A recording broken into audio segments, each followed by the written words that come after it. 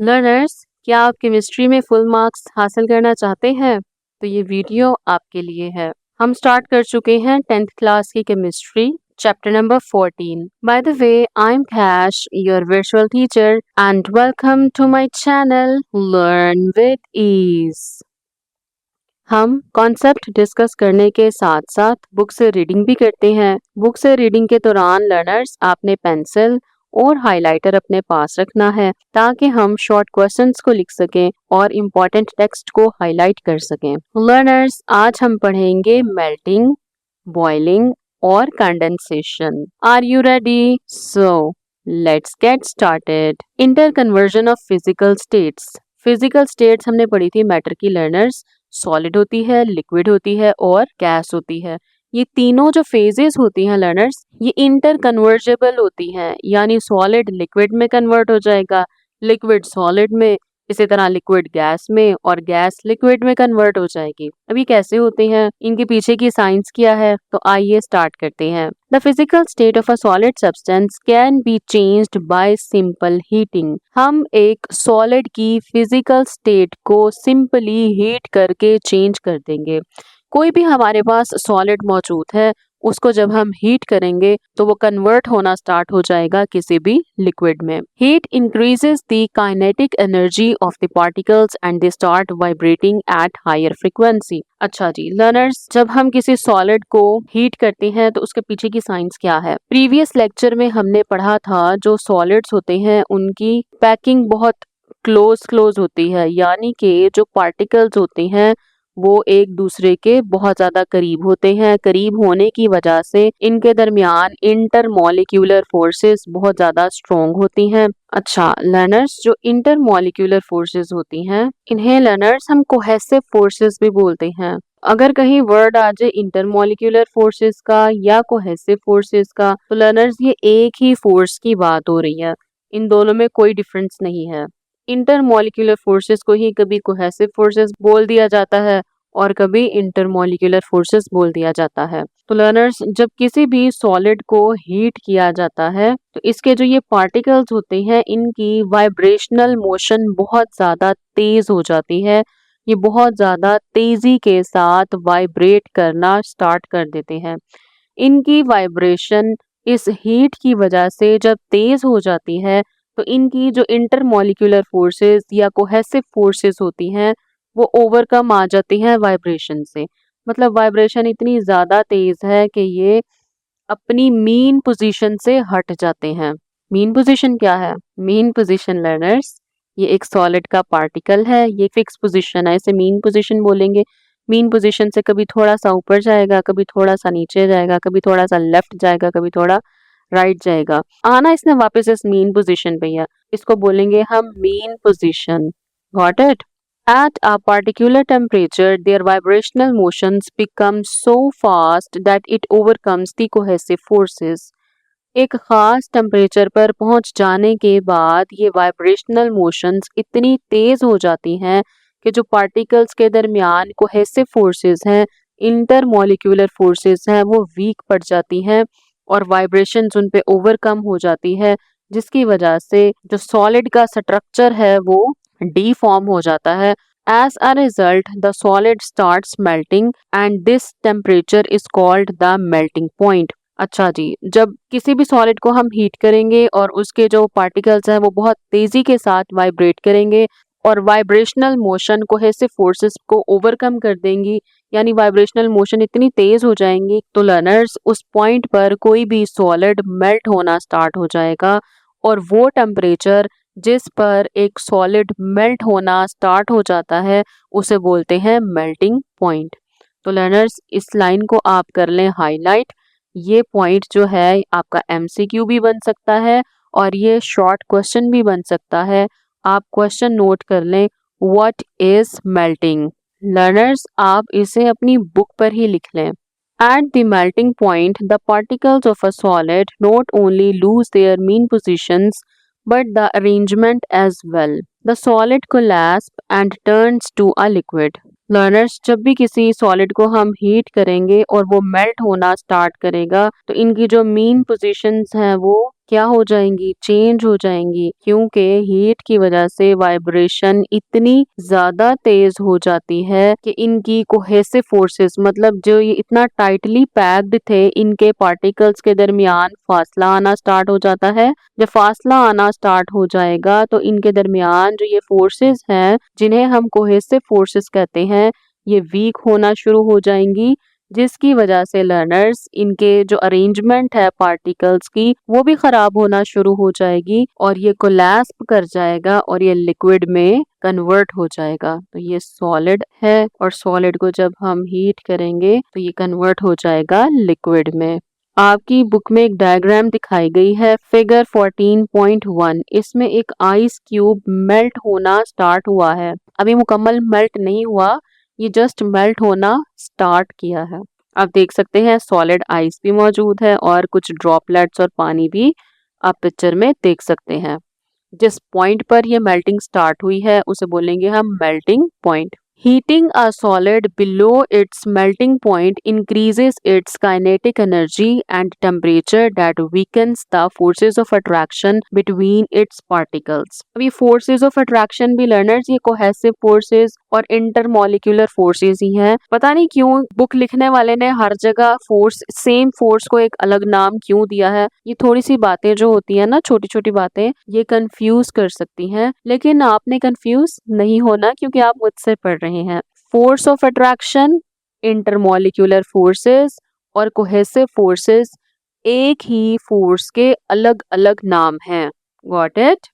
Very good. जब भी हम किसी सॉलिड को उसके मेल्टिंग पॉइंट से बिलो यानी कम हीट करते हैं, जैसे हम बर्फ की बात कर लेते हैं, क्या आपको पता है मेल्टिंग पॉइंट क्या होता है बर्फ का? नहीं पता, कोई बात नहीं। जो बर्फ होती है ना लर्नर्स, इसका मेल्टिंग पॉइंट होता है 0 डिग्री सेल्सियस। ये आप याद रखिएगा। मैं मेल्टिंग पॉइंट को शो कर रही हूँ MP से, 0 डिग्री सेल्सियस। जब हम आइस को 0 डिग्री सेल्सियस से बिलो हीट प्रोवाइड करेंगे, 0 पे ये मेल्ट होना स्टार्ट करती है, तो 0 से बिलो क्या आएगा? -1 डिग्री सेल्सियस। जब किसी भी आइस को हम -1 डिग्री सेल्सियस पर रखेंगे तो क्या होगा? जो सॉलिड के पार्टिकल्स हैं यानी आइस के पार्टिकल्स हैं, उनकी काइनेटिक एनर्जी ज्यादा होगी और इसके पार्टिकल्स के दरमियान जो फोर्सेस ऑफ अट्रैक्शन है, जिसे हम कोहेसिव फोर्सेस भी कहते हैं, वो वीक होना स्टार्ट हो जाएंगी। लर्नर्स, आज के टॉपिक से रिलेटेड MCQs आप अपनी स्क्रीन पर देख सकते हैं और लर्नर्स आप ये MCQs डिस्क्रिप्शन में मौजूद लिंक को क्लिक करके डाउनलोड कर सकते हैं। Further heating the solid after it has started melting does not increase its temperature. अच्छा लर्नर्स, एक बात जो आपने याद रखनी है, -1 डिग्री सेल्सियस पे ये बर्फ पिघलेगी नहीं। Got it? क्यों? क्योंकि 0 पे स्टार्ट करेगी पिघलना। ये मेल्टिंग पॉइंट 0 डिग्री सेल्सियस है, लेकिन -1 डिग्री सेल्सियस पर इसके पार्टिकल्स की काइनेटिक एनर्जी ज्यादा हो जाएगी और इसके पार्टिकल्स के दरमियान फोर्स ऑफ अट्रैक्शन भी वीक होना स्टार्ट हो जाएगी। जब टेम्परेचर 0 डिग्री पे पहुंचेगा तो ये मेल्ट होना स्टार्ट हो जाएगी। जब हम इस टेम्परेचर को इंक्रीज करेंगे 0 से भी ज्यादा, तो क्या होगा? टेम्परेचर को हमने राइज किया 0 से, सपोज कर लेते हैं हम राइज कर देते हैं 10 डिग्री सेल्सियस, फिर क्या होगा? Further heating the solid after it has started melting, बर्फ ने मेल्ट करना स्टार्ट कर दिया 0 डिग्री सेल्सियस पे। फर्दर इंक्रीज किया हमने temperature 10 degree Celsius, it has started melting does not increase its temperature. Melt करना स्टार्ट हुई है वो, लेकिन उसका टेम्परेचर इंक्रीज नहीं होगा। फर्स्ट कर लेते हैं, एक बर्फ का बाउल हमने उठाया, फ्रीजर से निकाला और बाहर रख दिया, ठीक है? 0 डिग्री सेल्सियस पे वो मेल्ट होना स्टार्ट हो गई, ठीक? आहिस्ता आहिस्ता वो मेल्ट होती जाएगी। फर्स्ट करें टेम्परेचर चला गया, कमरे का टेम्परेचर है 10 डिग्री सेल्सियस, लेकिन वो जो बर्फ का कोला होगा ना लर्नर्स, जिसमें बर्फ मौजूद होगी, जब वो पिघल रही होगी ना, तो उसका जो टेम्परेचर होगा ना वो 0 डिग्री सेल्सियस ही होगा, जब तक वो पूरी मेल्ट नहीं कर जाएगी। Got it? ये बात आपने याद रखनी है। पिघलती हुई बर्फ का जो टेम्परेचर होता है वो 0 डिग्री ही रहेगा, ऑल्दो बाहर का टेम्परेचर जितना मर्जी ज्यादा हो, कमरे का मतलब। फर्स्ट करें, कमरे का टेम्परेचर है 25 डिग्री सेल्सियस, लेकिन इस बर्फ वाले पानी का जो टेम्परेचर होगा वो 0 डिग्री सेल्सियस ही रहेगा जब तक वो पूरी पिघल नहीं जाती। Instead, all the heat energy provided at this movement is utilized to convert the solid in its liquid. अब बात ये आती है कि कमरे का टेम्परेचर 25 डिग्री सेल्सियस है, इस आइसी वाटर का जो पिघल रही है 0 डिग्री सेल्सियस है, इसका टेम्परेचर क्यों नहीं राइज कर रहा? क्योंकि लर्नर्स जितनी भी हीट इसे सराउंडिंग से मिल रही है वो सारी की सारी इस्तेमाल हो रही है बर्फ के पार्टिकल्स को वाइब्रेट करने के लिए और इसकी कोहेसिव फोर्सेस को तोड़ने के लिए। तो जितनी हीट इसको प्रोवाइड करेंगे वो सारी की सारी यूटिलाइज हो जाएगी, इस्तेमाल हो जाएगी इंटरमोलिकुलर फोर्सेस या फोर्स ऑफ अट्रैक्शन को ओवरकम करने के लिए, वीक करने के लिए। वीक होगी तो लिक्विड बनेगा ना। Got it? I hope so आपको ये कॉन्सेप्ट समझ आ गया होगा। लर्नर्स इस लेवल पे इतना डीपली आपको कोई नहीं समझाएगा, सारे मगरों लाएंगे, ठीक है? तो आप अच्छे से समझते जाएं। सो लर्नर्स, अगर आपको ये वीडियो लेक्चर्स हेल्पफुल लगते हैं तो चैनल को सब्सक्राइब कर दीजिए और अपने फ्रेंड्स के साथ शेयर कीजिए। Conversion of a liquid into a gas. अब हम देखेंगे एक लिक्विड एक गैस में किस तरह से कन्वर्ट होता है। The molecules of a liquid keep on coming out from the surface of a liquid at all temperatures. First कर लेते हैं, ये पानी का एक टब है और ये पानी का एक गिलास है। फर्स्ट कर लेते हैं, फर्स्ट करने में क्या आ जाता है? तो लर्नर्स, किसी भी लिक्विड की सरफेस से जो मॉलिक्यूल्स होते हैं वो हर टेम्परेचर पर बाहर आ रहे होते हैं, यानी कि इवेपोरेट हो रहे होते हैं। And such an escape of molecules from surface is called evaporation. इस तरह मॉलिक्यूल्स का सरफेस से निकल जाना, एस्केप का मतलब होता है बच के निकल जाना, मॉलिक्यूल्स का सरफेस से बच के निकल जाने को कहते हैं इवेपोरेशन। अब मेरे कहने पे लर्नर्स एक एक्सपेरिमेंट करें। आप एक पानी का ग्लास लें और इस पानी की ग्लास को भर के साइड पे रख दें। उसे आपने 2 दिन के बाद देखना है। आप देखेंगे उसका लेवल ड्रॉप हो जाएगा। अगर आपने वो पूरा भर के रखा है तो वो पूरे से थोड़ा नीचे हो जाएगा, बशर्ते कि किसी ने उसको टच ना किया हो गिलास को। Got it? करेंगे तजर्बा। तो लर्नर्स, होता क्या है, कोई भी लिक्विड है उसकी सरफेस से मॉलिक्यूल्स एस्केप हो रहे होते हैं और इस प्रोसेस को हम बोल देंगे इवेपोरेशन। तो सबसे पहले तो आप एक क्वेश्चन नोट कर लें, व्हाट इज इवेपोरेशन? क्वेश्चन आप अपनी बुक पे ही लिख लें। Heating a liquid increases the kinetic energy of its molecules and so does the process of evaporation. अगर हम लर्नर्स इसी पानी को हम क्या कर दें, बर्नर पे रख दें और इसे हीट करना स्टार्ट करें, हीटिंग से इवेपोरेशन का प्रोसेस इंक्रीज हो जाएगा। क्यों इंक्रीज होगा? हमने फर्स्ट लेसन में पढ़ा था जो वाटर होता है यानी लिक्विड होता है वो पार्टिकल्स से बना होता है और जब इसे हम हीट करेंगे इनकी पार्टिकल्स की मूवमेंट ज्यादा हो जाएंगी, तो ज्यादा पार्टिकल्स सरफेस पे आएंगे और जितने ज्यादा पार्टिकल्स सरफेस पे आएंगे इवेपोरेशन उतनी ज्यादा तेज हो जाएगी। Heating the liquid further increases the kinetic energy so much that the interparticle forces are weakened to a large extent. अब kinetic energy ज्यादा होगी तो क्या होगा? तो लर्नर्स, जब हम हीट करेंगे पार्टिकल्स की मूवमेंट ज्यादा होगी, तो लर्नर्स जितनी तेजी के साथ मॉलिक्यूल्स मूव करेंगे वो क्या करेंगे, एक दूसरे से दूर होते जाएंगे और जब पार्टिकल दूसरे पार्टिकल से दूर होगा तो उनके दरमियान जो इंटर मॉलिक्यूलर फोर्सेस होती हैं, जिन्हें हम फोर्सेस ऑफ अट्रैक्शन भी कहते हैं, जिन्हें हम कोहेसिव फोर्सेस भी कहते हैं, वो वीक हो जाएंगी। लर्नर्स, ये जो डायग्राम्स छोटी छोटी मैं बना रही होती हूँ और लिख रही होती हूँ, आप भी इन्हें छोटा छोटा करके अपनी बुक पे ही बना लें ताकि जब भी आप इस टॉपिक को रिवाइज करें तो ईच एंड एवरीथिंग आपकी आंखों के सामने हो, आपको दोबारा लेक्चर खोल के देखने की जरूरत ना पड़े, एक ही दफा आपने बहुत अच्छे से पढ़ लेना है। At this point, the bubbles start coming out of the liquid at a rapid pace. Learners, आप मुझे एक बात बताएं, क्या कभी आपने वाटर को बॉईल किया है? अच्छा लर्नर्स, आपने एक बात नोटिस करनी है, जब भी आप पानी को बॉईल करेंगे आप देखेंगे आप जिस बर्तन में आप पानी उबाल रहे हैं ना उसकी बॉटम से एक बबल बनेगा, बबल बन के वो सरफेस पे आएगा और पॉप आउट हो जाएगा। अगर आपने नोटिस नहीं किया, अब आप जब भी पानी उबालेंगे ये बात नोटिस करेंगे, बॉटम से एक बबल बनेगा, बबल बन के सरफेस पे आके पॉप आउट हो जाएगा। तो जब भी हम पानी को हीट कर रहे होते हैं उसमें बबल्स बनने स्टार्ट हो जाएंगे और बहुत तेजी से बनेंगे जैसे जैसे हम हीट को इंक्रीज करते जाएंगे। At this stage, if the vapor pressure of the liquid becomes equal to the external pressure, the liquid starts boiling. अच्छा जी, ये इंपॉर्टेंट बात है, आपने इसको हाईलाइट कर लेना है। तो सबसे पहले लर्नर्स हाईलाइट कर लें। लर्नर्स, इस बात को समझने से पहले आपने समझना है एक्सटर्नल प्रेशर क्या होता है। लर्नर्स, हवा का एक प्रेशर है जिसे हम कहते हैं एक्सटर्नल प्रेशर। एक्सटर्नल प्रेशर किसे कहते हैं? हमारी इन्वायरमेंट में मौजूद हवा के प्रेशर को। और इसकी वैल्यू होती है 760 मिलीमीटर मरकरी। क्या वैल्यू होती है? 760 millimetre mercury at sea level. Got it? जब हम पानी को बॉईल कर रहे हैं या किसी भी लिक्विड को बॉईल कर रहे हैं, तो इस बॉइलिंग लिक्विड का वेपर प्रेशर, कौन सा प्रेशर? वेपर प्रेशर, जब बराबर आ जाता है एक्सटर्नल प्रेशर के, तो वो लिक्विड बॉईल करना स्टार्ट कर जाता है। The temperature of a liquid at which its vapor pressure becomes equal to the atmospheric or external pressure is called its boiling point. तो सबसे पहले तो आप शॉर्ट क्वेश्चन नोट कर लें।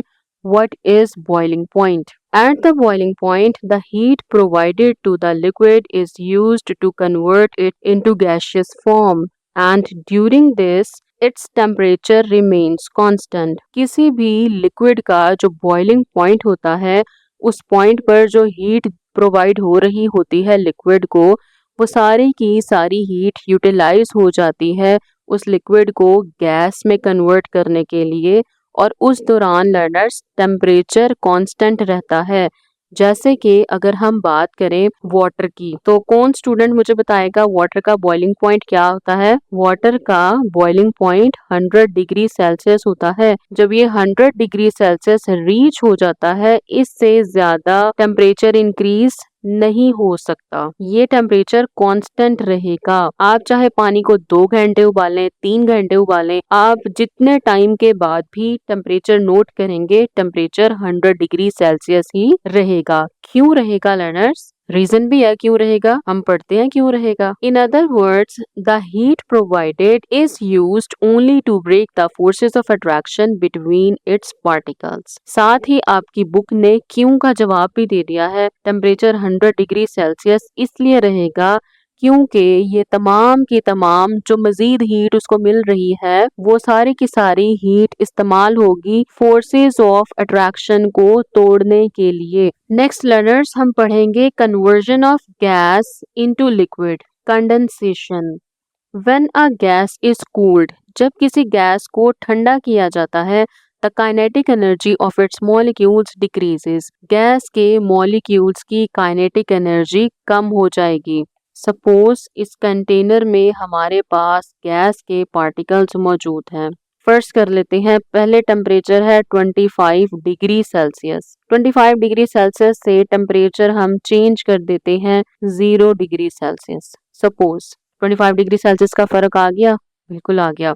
टेम्परेचर डिक्रीज करेंगे लर्नर्स। टेम्परेचर डिक्रीज करने की वजह से इन जो पार्टिकल्स की मूवमेंट है ये स्लो डाउन हो जाएगी। जब पार्टिकल्स की मूवमेंट स्लो डाउन होगी, इट्स मीन इनकी काइनेटिक एनर्जी भी कम हो जाएगी, डिक्रीज हो जाएगी। As a result, the molecules come closer with a significant force of attraction between them. जब इनकी मूवमेंट कम होगी, तो जो दो पार्टिकल एक दूसरे के करीब आएंगे लर्नर्स, इनके दरमियान फोर्स ऑफ अट्रैक्शन डेवलप हो जाएगी। जितना करीब आएंगे उतनी फोर्स ऑफ अट्रैक्शन डेवलप हो जाएगी।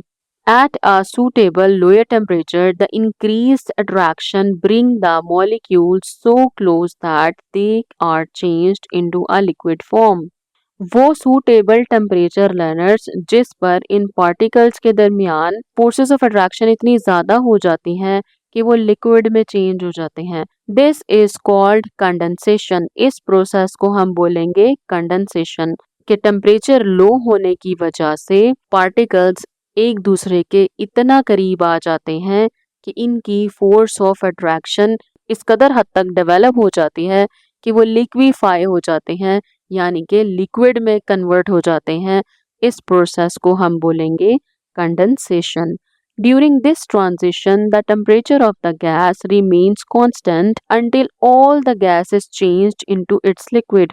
यहाँ पे भी वही सेम बात है जो पिछले 2 प्रोसेसेस में हम पढ़कर आ रहे हैं, इस ट्रांजिशन के दौरान गैस का टेम्परेचर कांस्टेंट रहेगा और तब तक कांस्टेंट रहेगा जब तक वो तमाम की तमाम गैस लिक्विड में कन्वर्ट नहीं हो जाती। आई होप सो आपको ये कॉन्सेप्ट बहुत अच्छे से समझ आ गया होगा।